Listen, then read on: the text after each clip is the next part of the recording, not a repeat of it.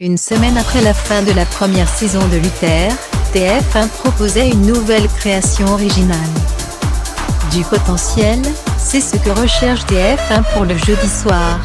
Et la chaîne avait visé dans le mille en diffusant le mois dernier HPI, une nouvelle série portée par Audrey Fleurot.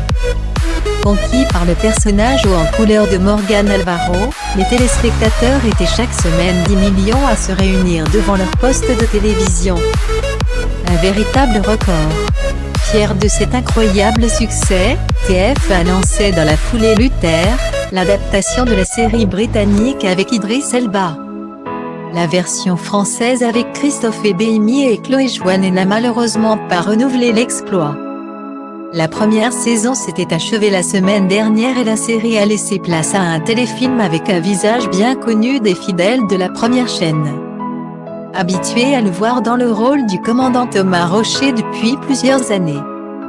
Les fans de profilage découvraient Philiba dans la peau de Paul Villard. Un ancien officier des forces spéciales, spécialiste de la survie et des sports extrêmes qui emmène sa fille Sarah en randonnée en montagne. Une activité qui n'enchante pas du tout la jeune fille. Témoin d'un meurtre lors de son escapade en pleine nature, elle est prise pour cible par un tueur. Si les téléspectateurs ont été impressionnés par les prouesses de Philiba, qui avait tenu à réaliser lui-même ses cascades, ils ont cependant été dérangés par quelques détails du récit du saut du diable.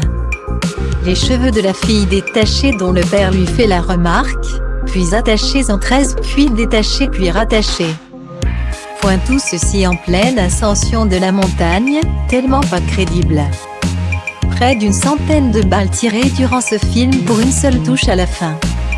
Incohérent au possible, tout est trop gros dans cette histoire.